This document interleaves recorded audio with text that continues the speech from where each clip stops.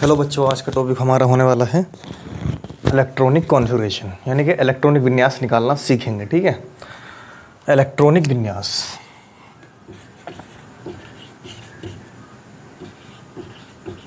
Electronic विन्यास, ठीक है। तो इलेक्ट्रॉनिक विन्यास कैसे निकालते हैं? देखो, ये हमारा क्या होता है, परमाणु का आकार कैसे होता है। परमाणु के भीतर क्या होता है, एक धनावेश नाभिक होता है, धनावेशित नाभिक, और उसके क्या होते हैं, ऊर्जा स्तर होते हैं। इस तरह से ये क्या है, हमारे ऊर्जा स्तर, ठीक है। ऊर्जा स्तर होते हैं। ये कौन सा ऊर्जा स्तर है हमारा? पहला, ये दूसरा, ये तीसरा, चौथा, पांचवा, छठा, इसी तरह से, ठीक है।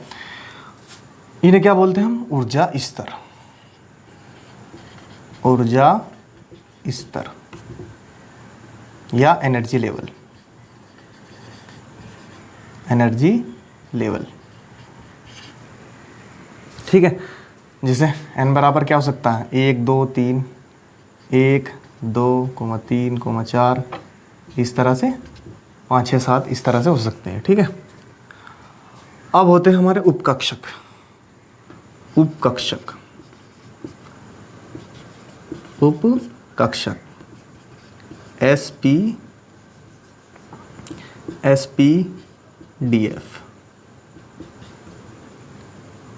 ठीक है। ये इन्हें बोलते हैं हम उपकोश। सब ऑर्बिट, सब शेल, इन्हें हम सब शेल भी बोलते हैं, सब शेल या सब ऑर्बिट, ठीक है।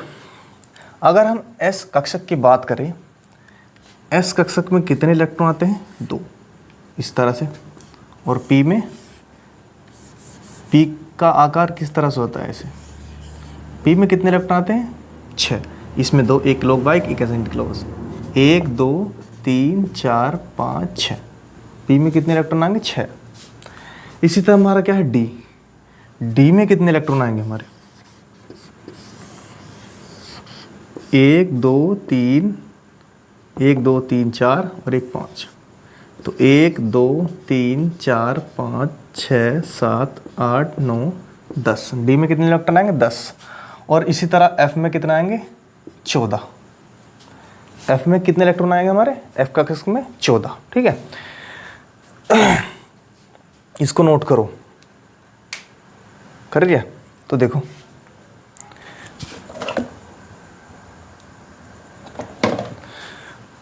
नोट करो इसे, हो गया। SPDF, एस में कितने इलेक्ट्रॉन आएंगे? 2, पी में 2 4 6, डी में 10 और एफ में 14।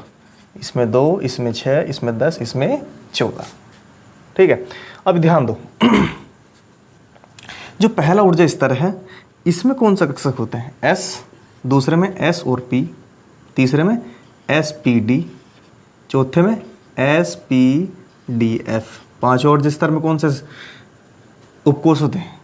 SPDF, और इसमें भी SPDF। इस तरह से इलेक्ट्रॉन भरे जाते हैं, यानी कि अंदर से बाहर की ओर इलेक्ट्रॉन भरे जाते हैं किसी भी परमाणु के। बात समझ में आ रही है? अब देखते हैं आगे, तो इलेक्ट्रॉन कैसे भरा जाएगा? 1s 2s 2p 3s 3p 4s 4p और जी 4d 5s 5s, इसी तरह से भरे जाएंगे। लेकिन अब बाहु ने क्या बताया था कि इलेक्ट्रॉन जो है कम ऊर्जा स्तर वाले कक्षक से बढ़ती हुई ऊर्जा के कक्षक में भरा जाता है। बात समझ में आ रही है? यानी परमाणु में इलेक्ट्रॉन कम ऊर्जा वाला कक्षक से अधिक ऊर्जा वाले कक्षक में भरा जाता है। तो इसको एक बार नोट कर लो।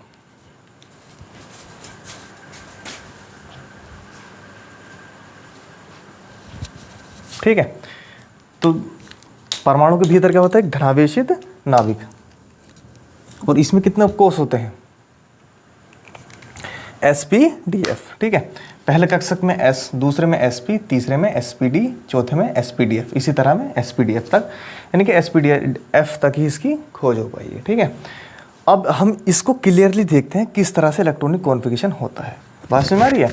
इसको ज़रूर याद रखना। s में कितने इलेक्ट्रॉन आएंगे? 2, p में 6 और d में 10, f में 14, यानी कि 7 बॉक्स बन जाएंगे, 7 ऑर्बिट बन जाएंगे इसे, ठीक है। तो देखते हैं।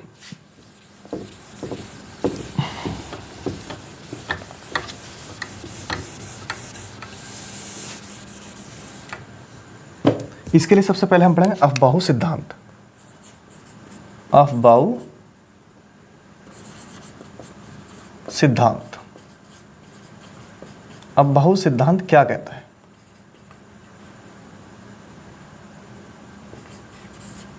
Aufbau principal.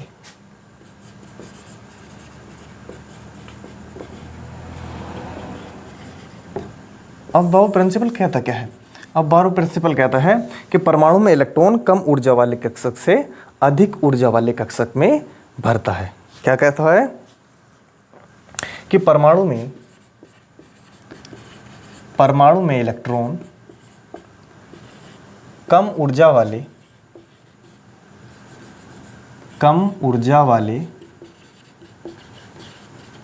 कक्षक से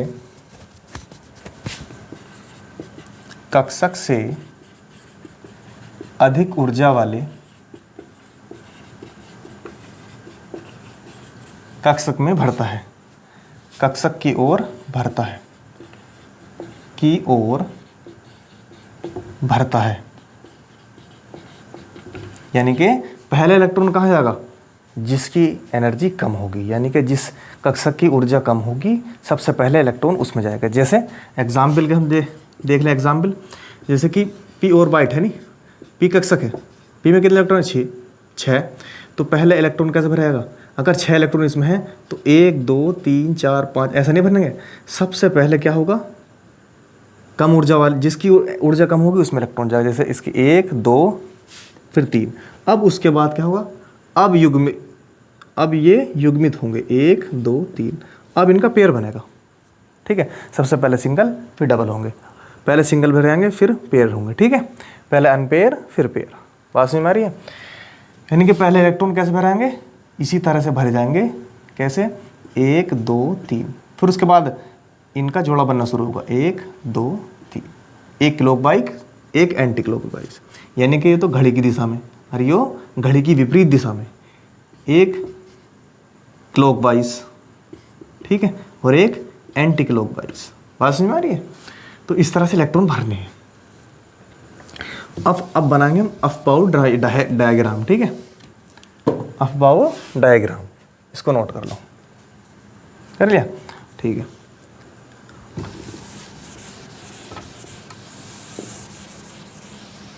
तो हमें अफबाऊ डायग्राम ड्रॉ करना कैसे? देखो 1s 2s 2p 3s 3p और 3d, 4s 4p 4d 4f, 5s 5p 5d और 5f,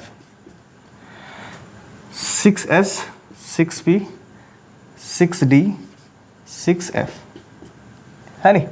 इसे 7s 7p इसी तरह से बनता चला जाएगा, ठीक है। तो सबसे पहले इलेक्ट्रॉन कहाँ आएगा? 1s1, फिर उसके बाद 2s, फिर उसके बाद 2p 3s, फिर 3p 4s, फिर 3d 4p 5s। इसी तरह से इसको लाइन खींच के इसको हम ड्रॉ कर लेंगे। अब जहाँ जहाँ से लाइन ने काटा है उसको हम लिख लेंगे। देखिए सबसे पहले कहाँ भरा जाएगा इलेक्ट्रॉन? 1s, फिर उसके बाद 2s, फिर 2p, फिर 3s, फिर 3p, उसके बाद 4s में, फिर 3d में, 3d के बाद क्या आएगा? 4p, 4p के बाद क्या आएगा? 4p 5s, 5s, 5s के बाद क्या आएगा? 4d, 4d के बाद क्या आएगा हमारा? 5p, और 5p के बाद क्या आएगा हमारा? 6s, 6s, फिर उसके बाद 4f5d, 4f5d, और 5d के बाद क्या आएगा 6p, 6p, 6p के बाद क्या आएगा हमारा 5f6d, 5f6d, और फिर 6f, 6f। इस तरह से हम कितने भी बड़े परमाणु हो, कितना ही बड़ा परमाणु हो, उसके कितने परमाणु क्रमांक हो, हम जो है उसका इलेक्ट्रॉनिक कॉन्फ़िगरेशन निकाल सकते हैं। ठीक है, एक बार इस डायग्राम को अच्छे से देख लो, नोट कर लो इसे। एक बार और समझाता हूँ। सबसे पहले इलेक्ट्रॉन कहा जाएगा, जहाँ जहाँ लाइन काट रही है वहाँ इलेक्ट्रॉन भरा जाना है। देखिए कैसे, जैसे 1s, फिर उसके बाद 1s से यहाँ गया, 1s के बाद 2s में काटा, फिर इधर से ही घूम के, फिर 2p 3s, फिर 3p 4s, 3d 4p 5s, फिर किसके बाद किस में जाएगा इलेक्ट्रॉन 4d में जाएगा, फिर 5p में, फिर 6s में, फिर 4f में, फिर 5d में, उसके बाद 6p 5f 6d 6f। इस तरह से इलेक्ट्रॉन का भराव होना है। ठीक है, बात समझ में आ रही है? इसका स्क्रीनशॉट ले लो, फिर हम परमाणुओं का जो है तत्वों का इलेक्ट्रॉनिक कॉन्फ़िगरेशन यानी कि इलेक्ट्रॉनिक विन्यास ज्ञात करेंगे। ठीक है, देखो किसी भी चीज़ को सीखने में टाइम लगता है, रटने में समय नहीं लगता। जितना हम किसी चीज़ को सीखना प्रयास करेंगे उतना ही उसमें इम्प्रूवमेंट आएगा, अच्छी चीज़ हो यानी कि उसमें अच्छा ज्ञान प्राप्त होगा। मैं अगर हम किसी चीज़ को रटने का प्रयास करेंगे तो हमें उस चीज़ की हमें नॉलेज नहीं होगी, इसलिए हम पूरी लाइफ परेशान रहेंगे। किसी भी चीज़ की कोचिंग करने लगे या फिर in future BSc MSc 12th 11 कहीं भी हम अगर रटने का प्रयास करेंगे तो हम किसी भी सब्जेक्ट को प्रॉपर तरीके से नहीं सीख पाएंगे। तो इसलिए किसी भी चीज़ को सीखने में टाइम लगता है, अपना आप को टाइम देना है और प्रैक्टिस करनी है, डेली प्रैक्टिस करनी है। ये डायग्राम कम से कम 5-6 बार अगर बना के देखोगे तो ये क्या होगा, डायग्राम तुम पे बनाना आ जाएगा। ठीक है, और इस तरह से हमें अगर याद करने लगे तो काफ़ी टाइम लग जाएगा, याद ही नहीं होगा। लेकिन अगर हम 2-3 बार डायग्राम ड्रॉ कर लेंगे तो ये हमारी जो सीरीज़ हमें याद हो जाएगी। ठीक है, तो इसको नोट करो। अब देखते हैं किसी भी परमाणु का इलेक्ट्रॉन विन्यास कैसे निकालते हैं अफबाउ के नियम के अनुसार। ठीक है, तो इस सीरीज को हमें याद करना है। कैसे याद करेंगे, डायग्राम 2-3 बार ड्रॉ करना है, फिर उसके बाद ये सीरीज बना कर देखनी है। तो सबसे पहले हाइड्रोजन आता है। हाइड्रोजन का परमाणु क्रमांक कितना है, 1। एटॉमिक नंबर कितना है इसका, 1। तो 1s1, पहला इलेक्ट्रॉन किस में जाएगा, s में, 1s1। नोट करके लिख लेना कि s में 2 इलेक्ट्रॉन, s ऑर्बिटल में, p में 6, d में 10 और f में 14। अधिकतम इलेक्ट्रॉन, s में अधिकतम 2 जा सकते हैं, p में 6 और d में अधिकतम 10 और f में अधिकतम 14 इलेक्ट्रॉन। तो s में कितना आ गया, 1, तो 1s1। फिर उसके बाद हीलियम, हीलियम का परमाणु क्रमांक 2, 1s2। फिर उसके बाद लिथियम, लिथियम का कितना है परमाणु क्रमांक 3, तो 1s2, 2s1, 2 और 1 3। फिर उसके बाद जब 1s1 फुल हो जाएगा उसके बाद क्या आएगा, 2s2। तो लेकिन इसके पास कितने इलेक्ट्रॉन है, 1, तो 1s2। फिर उसके बाद बेरिलियम, तो 1s2 complete, 2s2, 1s2 2s2 complete. अब उसके बाद दूसरे स्तर ऊर्जा स्तर आ गया हमारा, तो 1s2 2s2। ठीक है, 2 और 2 4 होगा कंप्लीट इसके। फिर आता बोरोन 5, 1s2 2s2, ये भी कंप्लीट, ये भी कंप्लीट। फिर आगा 2p, 2p बचा कितने इलेक्ट्रॉन इसके पास, 1, तो 2p1। फिर आता कार्बन 6, 1s2 2s2, 2p, 2 और 2 4 और बचे कितने, 2, 6। फिर आता नाइट्रोजन, नाइट्रोजन का एटॉमिक नंबर कितना है, 7, तो 1s2 2s2, 1s2 2s2, ये भी कंप्लीट, और 2p, 2 और 2 4 और 3 7। ये किसका इलेक्ट्रॉनिक विन्यास हो गया, नाइट्रोजन का 7। फिर उसके बाद ऑक्सीजन, ऑक्सीजन का परमाणु क्रमांक 8, 1s2 2s2 इसी क्रम में, और 2p, 2 और 2 4 और 4 8।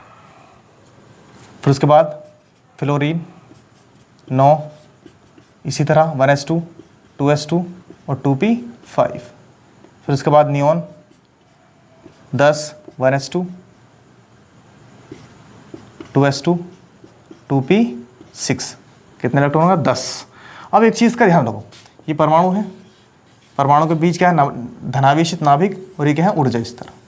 ये बताया था मैंने आपको, ये पहला ऊर्जा स्तर, ये दूसरा, ये तीसरा, ये चौथा।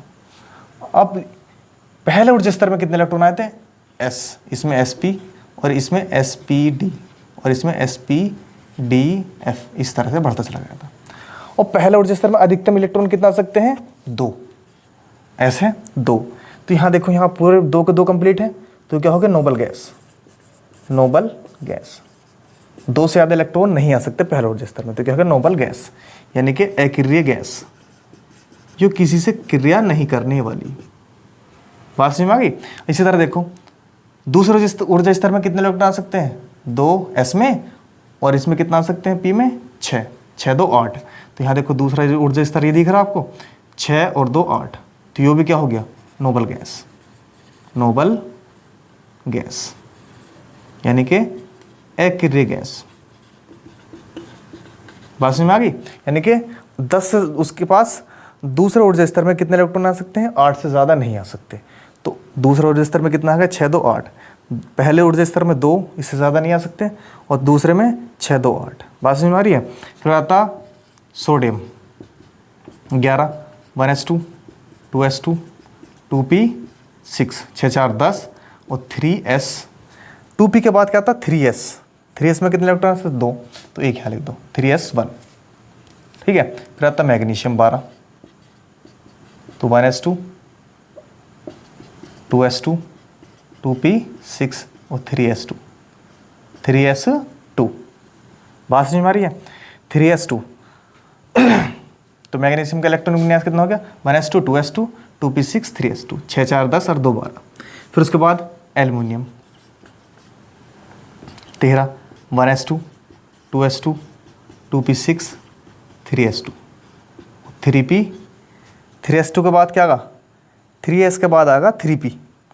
p में कितने इलेक्ट्रॉन आ सकते हैं ज़्यादा से ज़्यादा? 6, लेकिन 6 4 10 और 2 12 और 1 13, एक आ जाएगा, 13 हो गया। एल्युमिनियम तक आ गए। इसको नोट कर लो एक बार, स्क्रीनशॉट ले लो इसका, ले लिया? एक बार और समझ लो, हाइड्रोजन का इलेक्ट्रॉनिक कॉन्फ़िगरेशन कैसे करेंगे? इसका परमाणु क्रमांक कितना? 1। तो इसका सबसे इसमें इसका इलेक्ट्रॉन कहाँ भरा जाएगा? 1s1। s में अधिकतम 2 इलेक्ट्रॉन हो सकते हैं, तो 1s1। Helium 1s2, lithium 1s2, ये कंप्लीट हो गया। फिर उसके बाद अगला इलेक्ट्रॉन कहाँ फिल होगा? इसमें 2s1 में। फिर उसके बाद beryllium 1s2, 2s2, 1s2, 2s2। ठीक है, इसका 2p खाली है अभी।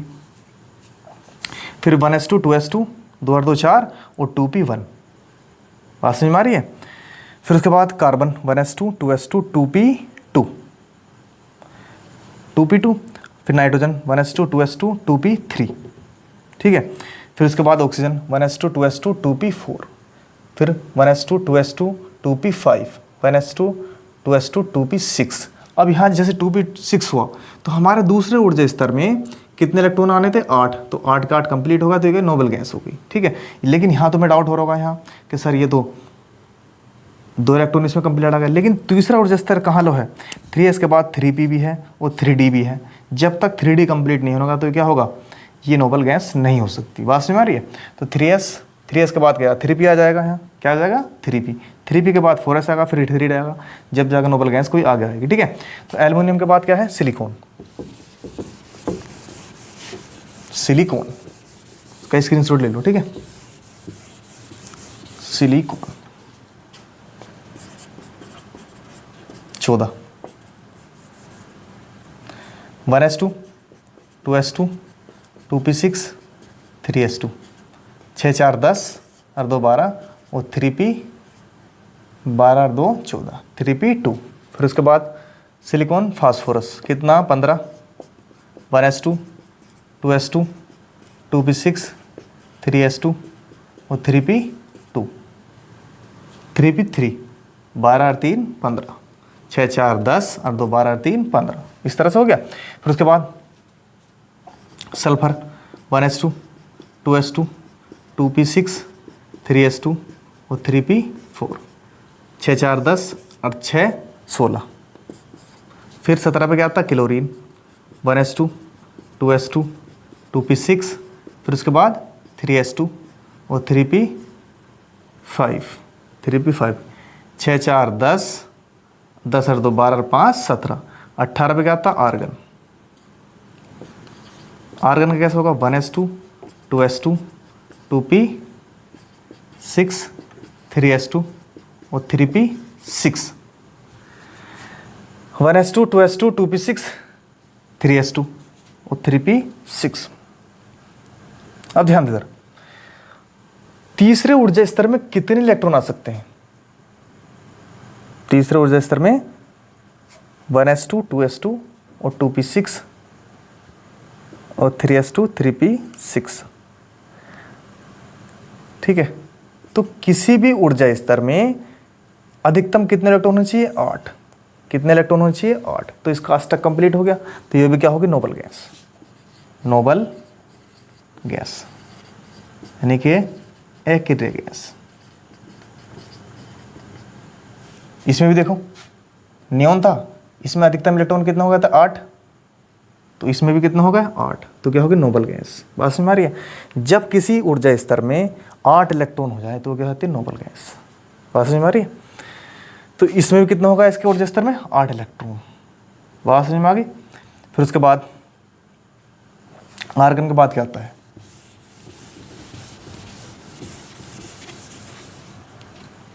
आर्गन के बाद आता है हमारा पोटेशियम। पोटेशियम कितना 19। तो 1s2, 2s2, 2p6, 3s2, 3p6, 6 4 10 और 6 18, 10 6 4 10 और 2 12 और 6 18। और जी 3p के बाद क्या आता है हमारा 3p के बाद आता है 4s। तो 4s 19। इतना बड़ा नल लिख करके हम अगर हमें दिए देखे कि इसे देखे आर्गन को 1s2, 2s2, 2p6, 3s2, 3p6 कहाँ लो कंप्लीट है 3p6। वो अगर हम इसकी जगह 3p6 की जगह क्या लिख दें हम आर्गन 18 इलेक्ट्रॉन तो इसमें आ गए और 4s1। तो ये भी क्या हो जाएगा सही हो जाएगा। ठीक है। फिर उसके बाद कैल्शियम 20, 18 के लिए क्या लिख देंगे हम आर्गन 18 2 20। इस तरह से भी हम कर सकते हैं। बात समझ में आ रही है। जो 18 इलेक्ट्रॉन की सीरीज यहाँ ऐसे भर रहे थे हम उसको हम कैसे लिख सकते हैं। उसकी जगह हम AR लिख सकते हैं। इसकी जगह लिख सकते हैं हम AR। बात समझ में आ रही है। कैसे इसको भी तो हम ऐसे लिखते हैं 1s2, 2s2, 2p6, 3s2, 3p6 और 4s2। ऐसे तो लिखते 20, 2 4 6 10, 2 12 और 4 16, 12 और 6 18 और 2 20। इस तरह से लिख सकते हैं। लेकिन हमने 18 इलेक्ट्रॉन की जगह रख दिया आर्गन। बात समझ में आ रही है। तो हम इसे आर्गन को 18 इलेक्ट्रॉन की जगह यूज़ कर लेंगे। इसका नंबर एटॉमिक नंबर कितना 18। फिर उसके बाद स्कैंडियम। स्कैंडियम का एटॉमिक नंबर कितना है 21। तो 18 के लिए आर्गन 18, 18 और 2 20, 20 और 1। फिर उसके बाद क्या आएगा 3D। 4s के बाद क्या आता 3D। तो 3D में कितना आएगा 1, 20 और 1 21। बात समझ में आ रही है। स्कैंडियम के बाद टाइटेनियम 22, 18 तो ये हो जाएंगे आर्गन 18 2 20, 20 और 3D 2, 18 2 20 और 2 22। बात समझ में आ रही है। क्लियर हो रहा है। क्लियर होगा नहीं। अगर हम इसका ऐसे कर सकते हैं तो पहले तो 18 लोग ऐसे लिख सकते हैं इसको। इसे भी आर्गन की जगह लिख सकते हैं। 18 की जगह ये लिख सकते हैं। इसकी जगह ये लिख सकते हैं। आर्गन की जगह ये लिख सकते हैं या फिर इनकी जगह ये लिख सकते हैं। कैसे 1s2, 2s2, 2p6, 3s2 और 3p6, 4s2 और 3d2। इसे हम इस तरह से भी लिख सकते हैं। ये भी सही है। और इसे इस तरह से भी लिख सकते हैं। ये भी इस तरह से भी सही है। बात समझ में आ रही है। टाइटेनियम के बाद क्या आता है हमारा। इसका एक बार स्क्रीनशॉट ले लो। हो गया। अब देखो टाइटेनियम के बाद क्या आता है हमारा वेनेडियम। वेनेडियम का एक एटॉमिक नंबर 21। तो कैसे होगा देखो 18 तक तो सेम रहना है, 18 तक सेम रहना है। तो इसकी जगह क्या रख सकते हैं हम, आर्गन 18 और 4s2 फिर 3d 18 2 20 और 3 20 और 3 23, कितना आएगा 23। इसे हम ऐसे से लिख सकते हैं 1s2 2s2 2p6 3s2 3p6 और 4s2 और 3d 3, कितना हो गया 25 23। 2 और 2 4 6 10 और 2 12 और 6 18 18 2 20 और 3 23। फिर उसके बाद क्या आता हमारा क्रोमियम। क्रोमियम कितना 24, एटॉमिक नंबर 24। तो 1s2 2s2 2p6 3s2 3p6 4s2 और 3d 18 2 20 20 और 4 24, ठीक है। लेकिन ये इसका इलेक्ट्रॉनिक कॉन्फ़िगरेशन क्या है, गलत। इसका इलेक्ट्रॉनिक कॉन्फ़िगरेशन ये गलत है, क्योंकि इसमें 4s में 1 और 3d में 5। ये एक अपवाद है। क्या है ये, अपवाद, एक्सेप्शन। जब एक्सपेरिमेंटली देखा गया, प्रयोग के आधार पर देखा गया, तो क्रोमियम के 4s ऑर्बिटल में कितना इलेक्ट्रॉन मिले, 1। तो ठीक है, तो इसमें कितना इलेक्ट्रॉन आया, 1। इसको याद रखना है। क्रोमियम के बाद क्या आता, मैग्नीज कितना 25। इसे हम ऐसे भी कर सकते हैं, इसकी जगह क्या लिख सकते हैं हम, Ar 18। दूसरा तरीका क्या है इसका हमारा, यहाँ ला तो क्या है 18, तो आर्गन आ जाएगा यहाँ तक 18। फिर उसके बाद 4s1 और 3d 5। इसे इस तरह से भी हम कर सकते हैं। फिर उसके बाद था हमारा 25 पे क्या हमारा मैग्नीज। तो इसे भी हम कैसे कर सकते हैं, 18 के लिए आर्गन 18 2 20 20 और 5 25, ऐसे भी कर सकते हैं। या फिर 1s2 2s2, ये तो पहला तरीका हो गया। दूसरा तरीका क्या होगा, 1s2 2s2 2p6 3s2 और 3p6, 18 हो गए। और 4s2 4s के बाद क्या आता, 4s के बाद क्या आता है हमारा 3d। तो 3d 5 6 3d 5, 18 और 2 20 और 5 25। बात समझ में आ रही है, बात क्लियर हो रही है। 18 इलेक्ट्रॉन के लिए हम आर्गन का इस्तेमाल करते हैं। फिर उसके बाद मैग्नीज के बाद क्या आता है हमारा,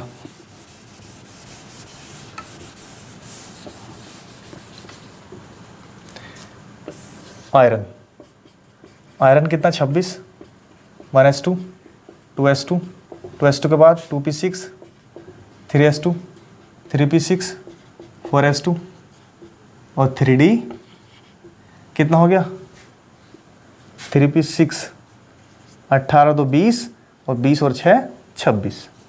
या ऐसे कर लो इसे। दूसरा तरीका क्या है इसका, आर्गन 18 18 2 20 और 20 और 6 26। आयरन के बाद क्या आता, मांगे फीस कोई कुछ, कोबाल्ट। कोबाल्ट कितना 27। तो इसका भी क्या था, 1s2 2s2 2p6 3s2 3p6 4s2 और 3d 7, कितना हो गया 6 4 10 और 2 12 6 18 2 20 और 7 27। फिर 28 पे क्या आता हमारा, निकल। इसका दूसरा तरीका क्या हो सकता है, आर्गन 18 के लिए आर्गन और जी 2 के लिए 4s2 और 3d 7। इसी तरह किसका, निकल का कितना होगा, 1s2 2s2 2p6, यहाँ तक तो सेम रहना है, 18 तक क्या रहना है सेम, 2p6 और जी 3s2 3p6 और 4s2 और 3d 8। फिर 29 पर कौन सा है, कापर, 1s2। दूसरा तरीका इसका क्या हो जाएगा, आर्गन 18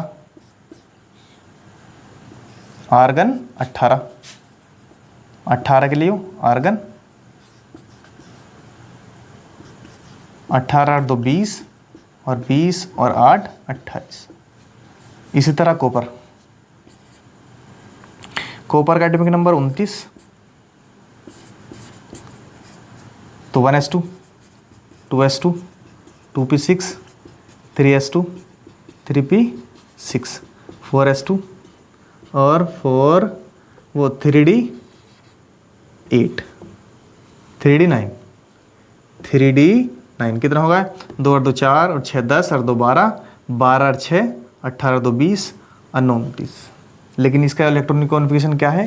गलत। गलत क्यों है? इसमें भी एक एक्सेप्शन है, 4s1 और 3d10, ये भी क्या है? एक्सेप्शन, अपवाद है, याद रखना आपको, ठीक है? ये भी एक एक्सेप्शन है। लास्ट आता हमारा, इसका दूसरा तरीका क्या हो जाएगा? आर्गन 18, 4s2 2 20, 4s2 के बाद क्या आता है? 3d10, ये हो जाएगा दूसरा तरीका। फिर क्या लास्ट है हमारा? जिंक। इसका स्क्रीनशॉट ले लो आप। हो गया। अब देखते हैं जिंक। जिंक का एटॉमिक नंबर क्या है हमारा? 30। जिंक 30, तो कैसे होगा? 1s2, 2s2, 2p6, 3s2, 3p6, 4s2 और 3d10। 4 6 10 और 10 और 4 14 और 6 20 और 30, 10 30। इतने के लिए 18 इलेक्ट्रॉन के लिए हम आर्गन यूज़ कर सकते हैं। दूसरा तरीका ये है 18 18 और 2 20 और 10 30, इस तरह से भी कर सकते हैं, ठीक है? तो इस तरह से जितने भी 1 से लेकर 30 तक थे, हाइड्रोजन से लेकर जिंक तक, सबका इलेक्ट्रॉनिक कॉन्फ़िगरेशन हमने ज्ञात कर लिया। अगर आपको वीडियो पसंद आई है तो वीडियो को शेयर करें और चैनल को सब्सक्राइब करें, और जो आपके रिलेटिव है या क्लासमेट हैं सबको जो है सजेशन करें, ठीक है? सजेस्ट करें, इलेक्ट्रॉनिक कॉन्फ़िगरेशन आराम से निकाल सकते हैं, ठीक है? थैंक यू, धन्यवाद।